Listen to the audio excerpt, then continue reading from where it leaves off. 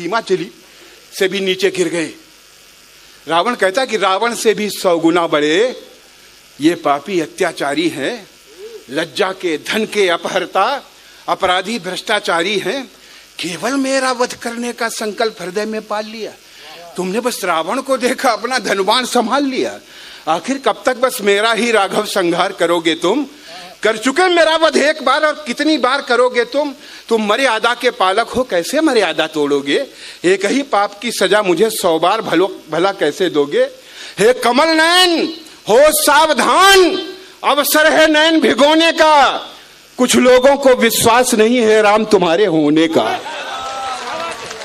भाई वाह वाह वाह कमल नयन, हो सावधान, अवसर है नयन भिगोने का। कुछ लोगों को विश्वास नहीं है राम तुम्हारे होने का। हे राघवेंद्र, नीचों को अपनी पहचान कराओ तुम, अपने धन की टंकारों से अपनी पहचान कराओ तुम। भारत माता की पीड़ा का उपचार नहीं होने वाला, मेरा वध करके भारत का उद्धार नहीं होने वाला। पहले इन नीचों से अपनी धरती का हल्का भार करो। मैं वक्ष खोलकर खड़ा हुआ राघव, तब मुझ पर वार। बहुत बहुत धन्यवाद। कवि सम्मेलन का यही अर्थ होता है कि जब आप कहें बार बार और वो इनकार कर रहा है कि भाई मैं थक गया हूं, नहीं थके हो लेकिन चंदन से ज्यादा नहीं थके हो, इसलिए तुम फिर से आओ, पानी पी लो। हाँ, इसीलिए मैं इसे बुला रहा हूं, फिर से आओ। और तब तक मैं इसकी और आपके बीच की दूरी को इन 4 पंक्तियों से पाटता हूं। सांप जब तक आस्तीनों के न मारे जाएंगे, हौसला कितना भी हो हम जंग हारे जाएंगे।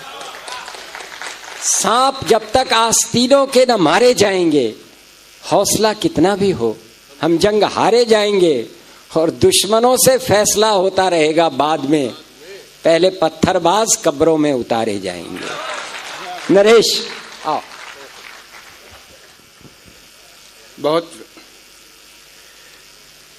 हम तो सुन रहे थे, सोच रहे थे कि आप हमको मुक्ति दे देंगे इतनी जल्दी। सही बता रहा हूँ, जब से ये शुगर हो गई है ना, तब से कुछ दिक्कतें बढ़ गई हैं। तो खैर, अब आपका आदेश है तो आए ही इसलिए है, जाएंगे कहाँ।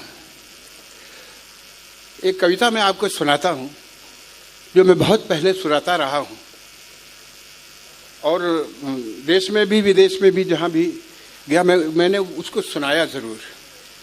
अभी वो कविता का उद्देश्य पूरा नहीं हुआ, इसलिए वो कविता आपके बीच में रखता हूँ। आपने सोचा होगा कभी कि ये जो हमारी सरहद के सैनिक हैं, सीमा पर खड़े हुए, ये क्या करते हैं? ये कुछ 1000 रुपए महीने में अपनी पूरी जिंदगी बेच देते हैं, इस देश के नाम गिरवी रख देते हैं। रक्षा किसकी करते हैं? कुछ नेताओं की, कुछ कोठियों की, कुछ कंपनियों की, या पूरे देश की? पूरे देश की रक्षा करते हैं। और उन्हीं में से जब कोई सैनिक इस देश पे बलिदान हो जाता है, देश उनके साथ क्या करता है? कुछ लाख रुपए दे दिए, किसी को गैस एजेंसी दे दी, कुछ दे दिया। थोड़ा सा परिवर्तन जरूर हुआ है इस देश की व्यवस्था में, नहीं हम देखते चले आए। शुरू हुआ था शहीद के रक्त का मूल्य 500 रुपए, खद्दर की 2 साड़ियां और एक सिलाई मशीन से। अब वो गैस एजेंसी और पेट्रोल पंप तक आ गया है। लेकिन क्या वस्तुतः शहीद का ये मूल्य, रक्त का ये मूल्य होना चाहिए? ये चक्रवर्तियों का देश है, जहां तक घोड़ा जाता था वहां तक राज्य की सरहद हो जाती थी। मेरा मानना यह है कि शहीद हमारे देश के सैनिक का एक बूंद भी रक्त जहां तक गिरा है वहां तक भारत होना चाहिए। बहुत अच्छा, वाह वाह वाह वाह वाह। अब इस कविता के माध्यम से स्वागत है भैया, बहुत अच्छी पंक्ति कही। एक ऐसे बलिदानी की पत्नी की व्यथा है। अभी अभी हाल विवाह हुआ था, ठीक से वो अपनी पत्नी से मिल भी नहीं पाया। एक तार आया, युद्ध शुरू हो गया, आजा। तार चला करते थे, युद्ध में चला गया। 1 महीने बाद दूसरा तार आया। जब उसकी पत्नी ने देखा उसमें, लिखा था ही इज नो मोर। शत्रुओं का संहार करता हुआ सीमा पर तेरा पति शहीद हो गया। तार हाथ में लेकर के शहीद की वो वीरांगना पत्नी, मैं उसको विधवा कभी नहीं कहता, शहीद की वो वीरांगना पत्नी तार हाथ में लेकर खड़ी है। सास ने कहा री चूड़ियां तोड़ दे, तू विधवा हो गई। ननद ने कहा सिंदूर पोंछ, तू विधवा हो गई। मोहल्ले की औरतें भी सुहाग उतरवाने आ गईं। लेकिन उस शहीद की वीरांगना पत्नी ने, कहना पड़ा, उस सैनिक की वीरांगना पत्नी ने तड़प कर कहा मेरा पति इस देश के लिए बलिदान हो गया है और बलिदानी की पत्नी कभी विधवा नहीं होती, मैं चिर सुहागन हो गई। ये बोध भ्रम पाले उसने 1 वर्ष जिया। 1 वर्ष के पश्चात जब देश का नया मानचित्र आया तो उसने वो स्थान खोजने का साहस किया जहां उसका पति शहीद हुआ था। दुर्भाग्य इस देश का, हमारे देश के कर्णधारों ने मेजों पर बैठकर काली स्याही से समझौतों की तहरीर लिख दी और वो स्थान शत्रु के नाम चला गया। वो उसी वक्त उसने उस खंडित मानचित्र पर अपनी चूड़ियां तोड़ दी और कहा आज वास्तव में मैं विधवा हो गई और मेरा पति शहीद नहीं हुआ, उसकी हत्या इस देश की नालायक कलमों ने कर डाली। बहुत अच्छा। वो हाथ में ले खंडित भारत का मानचित्र हाथ में लेकर संसद के सामने खड़ी हुई शहीद की वो पत्नी। आसे तो हिमालय से गूंजा गूंगे नैनों का आर्तनाद, टकराकर 10 दिशाओं से लौटा है प्राणों का विषाद। सिंदूर पुछ गया माथे का, चूड़ी से रहित कलाई है, बिखरे हैं केश कपोलों पर घायल घायल तरुणाई है। कर में भारत का मानचित्र, तन पर खद्दर की साड़ी है, भारत माँ की दुखिया बेटी नगरी के लिए अनाड़ी है।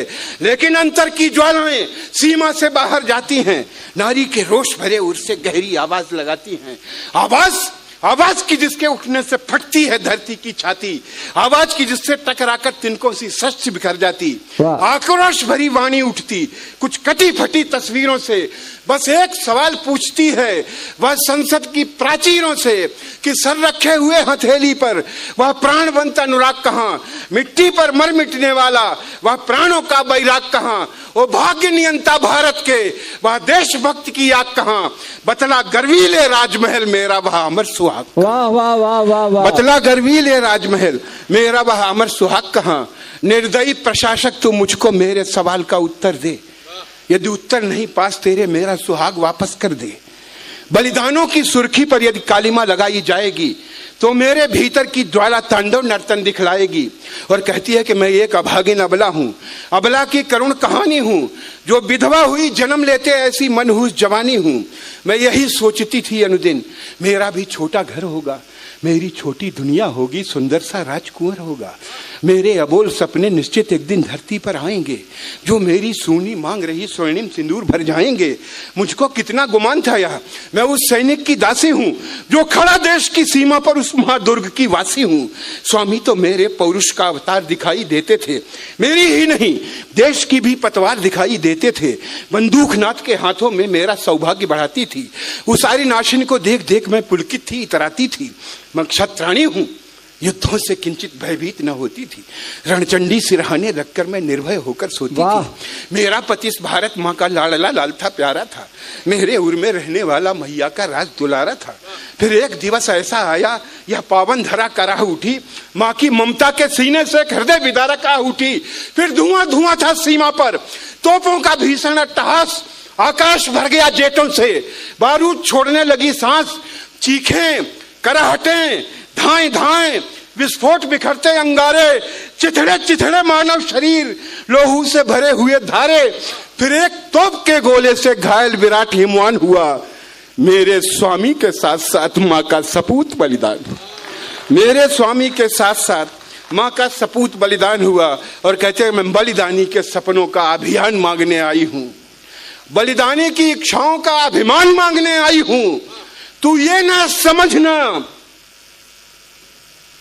मैं कोई सम्मान मांगने आई हूं, पर लोहू जिसमें बहा वो हिंदुस्तान मांगने, पर लोहू जिसमें बहा वो हिंदुस्तान मांगने आई हूं।